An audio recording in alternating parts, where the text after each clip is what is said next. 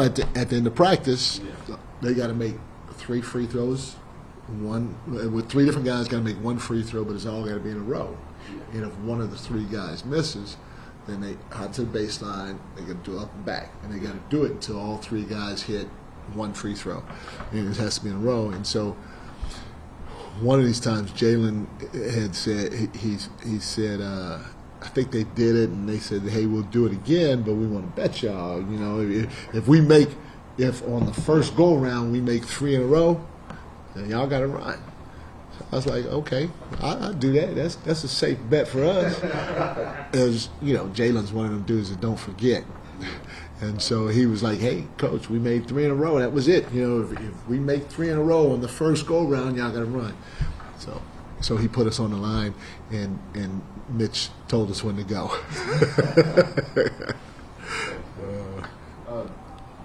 Was Josh able to practice today? It sounds like he might have been out with the illness. Do you think he'll play tomorrow? I don't know. We'll see tomorrow. But yes, he did not practice today. He was out today because he was sick. Yeah. The illness thing is the fact. Do you know if he would practice with the back by now, or I don't. I don't even know. I just get told he's out because he's sick or this or that, and I was told he was out because he was sick. He wasn't here. Cal really took a step, I guess, put it all together in the playoffs last year. Had shown flashes defensively and offensively, but then kind of really put it together. Just what have your impressions been of him so far, and maybe from afar, just what type of player do you envision Cal sort of becoming for you guys? Well, the first thing is he's very uplifting to his teammates, extremely positive, and those vibes you need from our veteran guys like Mikal and Kat and OG and Josh and Jalen. You know, I know I'm forgetting something, but the veteran guys, they all have to be positive, but then they got to also keep it real too if we're not playing well or somebody's not playing hard. And so Mikal, he's just got this way about him that just uplifts everybody. I don't care if you're the number 2 guy or the number 18 guy. And so that's impressive in itself. And you know, when you look at him, you know he could be, if not the best runner, and we're trying to play fast, but if not the best runner in the NBA, at least in the top 3. I mean, he can get out and go. He's got long strides. Everything's real fluid. He's long. And now when he does do that, it puts a lot of pressure on our opponents because he's getting to the corner. He can shoot the 3, and so he's going to flatten the defense. Or he's hitting at 45 and attacking and finishing at the rim before the defense can even think twice about it. And 2 of his strides equal, 6 of my strides, and you saw it. He and when we were in Abu Dhabi, cut the ball in the corner, kicked it up top. Jalen filled the strong corner that he was in.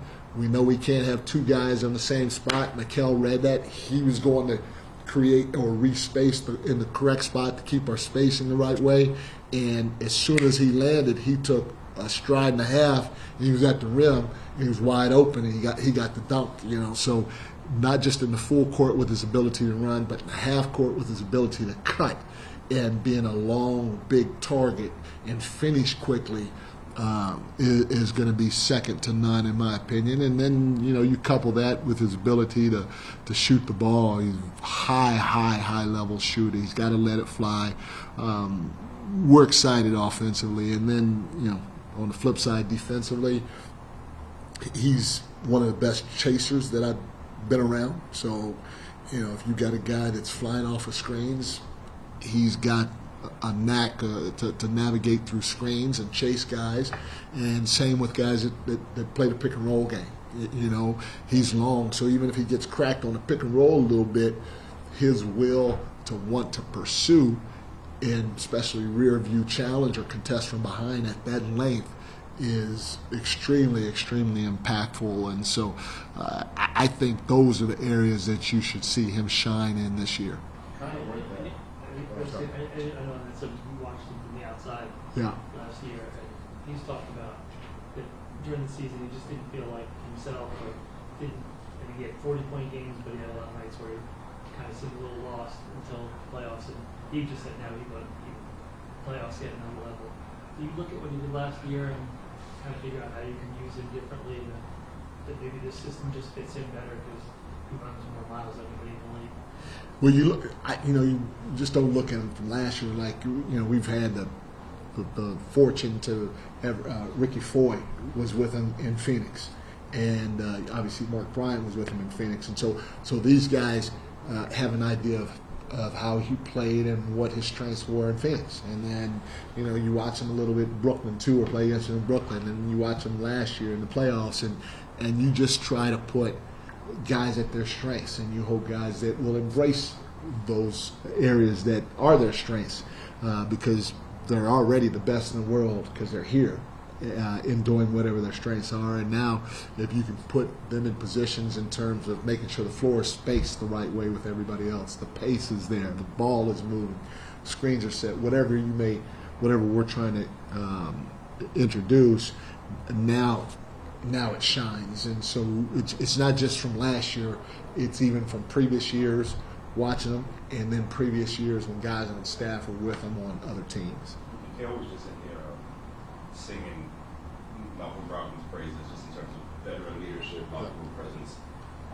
Talked to Malcolm yesterday about his injuries, and he was, obviously injuries have cost him a good chunk of his career. He feels like he's in a healthy spot. As a coach, when you're dealing with someone who has an injury history like that, do you approach their workload, or how are you going to use them differently? Like, how do you look at a guy who can be such an integral part of the team, but maybe you have to manage his minutes because of the history that he has?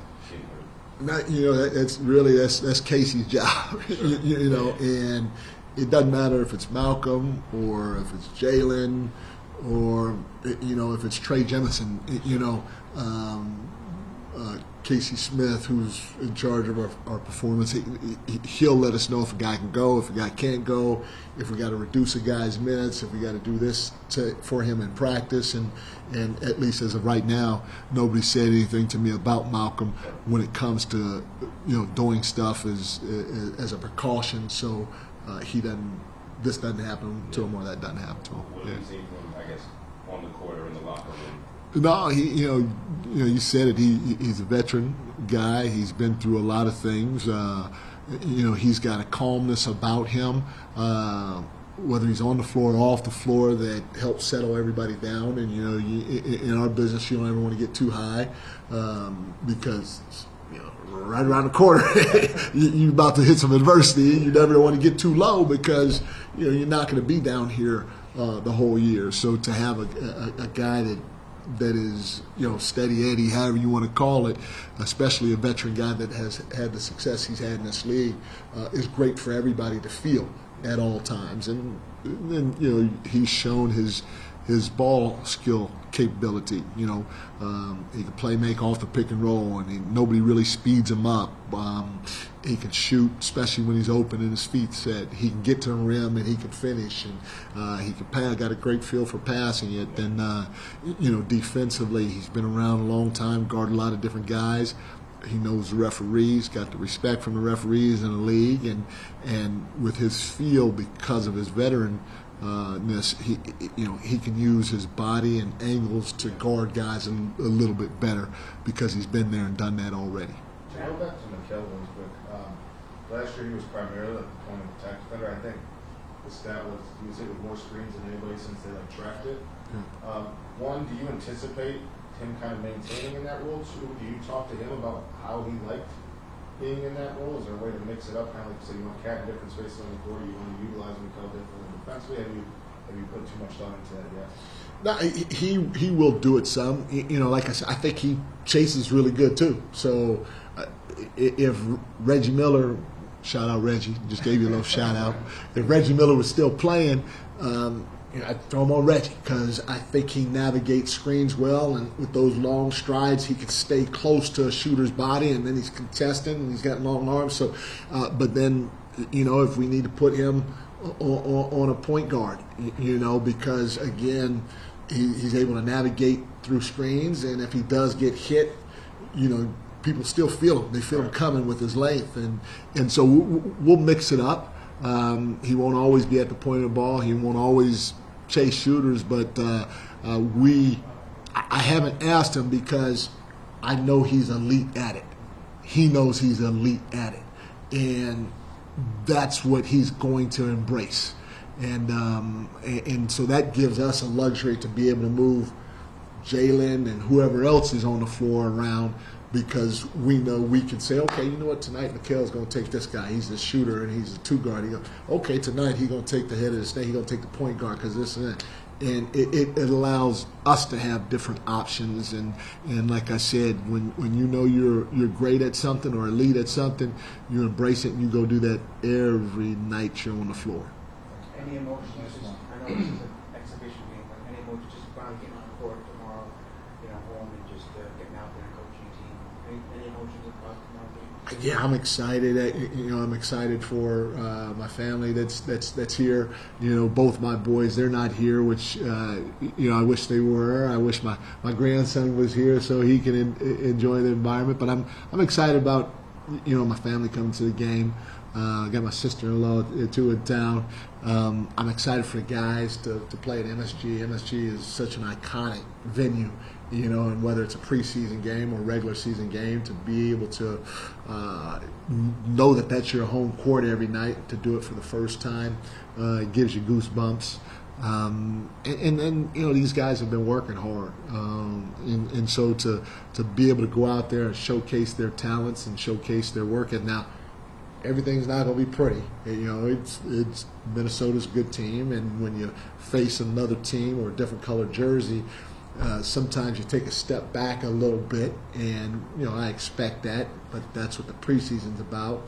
It's learning, growing one step at a time. But for our guys to be able to have a chance to go out there and showcase what they've been working on behind closed doors is an exciting thing for me, looking at them, and it should be for them, knowing that the fans and their families going to be in the stands and be able to see them for the first time at MSG. Thanks, Bill. Thank you, guys. Thank